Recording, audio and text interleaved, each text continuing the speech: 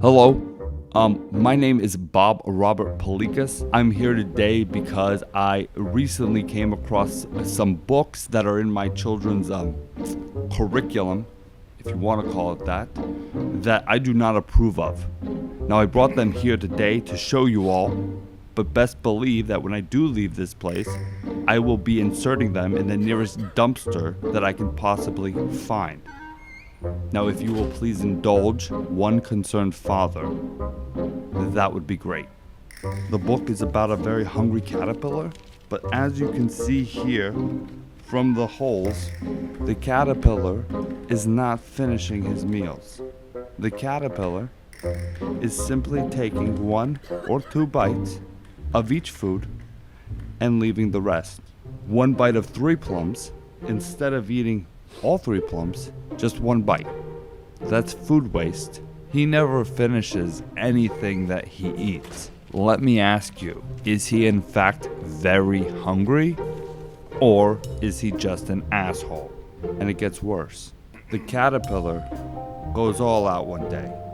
Basically ruins somebody's picnic. But look at all of the uneaten food. He didn't finish any meal.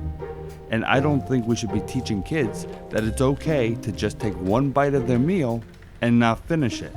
The next book in question is Where's Spot? This book, if you're unfamiliar, is about a concerned puppy mother looking panicked for her son, her little boy. Now she's looking in a house, but what you find out is that this is a house of horrors. Behind this door, there's a bear. In this grandfather clock, a boa constrictor. In a piano, a hippopotamus. Under the stairs, what else but a lion?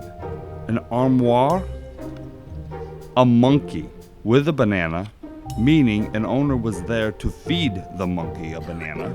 Under the bed, an alligator or a crocodile, one of the two.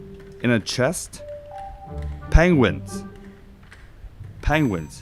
out of their climate. Under a rug, a tortoise. The most concerning things here, ladies and gentlemen, is that this house of horrors, the owner of which should be in prison, they are clearly circumventing state and city and county law for harboring and raising wild exotic animals.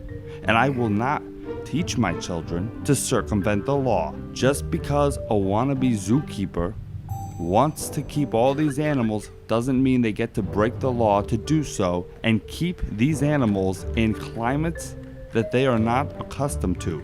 It is not safe to keep wild animals inside of your house. This book right here starts with a rhyme scheme. They rhyme mood with food. They rhyme day with play. That's standard. But then it says, you must never touch a seahorse. It's not a good idea. But if she's in a swimming race, then you can wave and cheer. Idea and cheer. No matter what kind of linguistic gymnastics you want to play with your mouth and your tongue, you cannot get those to rhyme. It is not a slant rhyme. But then you think to yourself, well, maybe they've just abandoned the rhyme scheme. But when we get to the pufferfish, they rhyme blow with hello. And then to add insult to injury, they end the book by rhyming the word rhyme with time, drawing attention to the fact that they've been rhyming all along. Or at least they think they have, which they haven't. That's concerning. Hedgehugs, I'm led to believe from the back that there are many installments, but for this particular installment that I've seen read in class, these hedgehugs, a play on hedgehogs, don't give 1 hug in this entire book. Not 1 fucking hug. And I'm sorry for cursing, but in an era of misinformation, you need a hedgehog to hug multiple times if you're gonna call it a hedgehog. Simple as that. This book right here, there are many different installments of this book. But I got so angry at the others, I threw them in the fireplace. Now, I didn't start the fireplace. I took them out and just threw them away because I'm not Hitler. I don't burn books. I just throw them out because they could always find their way in a landfill and be recycled, maybe. But this book right here, First 100 Animals, my biggest problem is that this author, if you can call them that, since there's no story, this author is a double-upicus to the extreme. It says first 100 animals. Now I want you to pay close attention.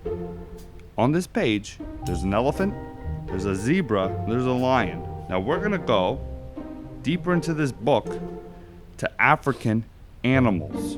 What do you see? A lion, albeit a female lion, an elephant, albeit plural, 2 elephants, and just a zebra. Now, if you'll remember, you've already shown my kids a lion, an elephant, and a zebra. And yet here you are showing it again, passing it off as 3 new animals. So when all's said and done, is this first 100 animals? Or is this first 97 animals? Again, in the era of misinformation, I expect the truth. I expect my kids to be taught 100 unique animals if they are told these will be your first 100 animals. Not your first 97, your first 100. I know I'm out of time, but you will see me again. I promise you that.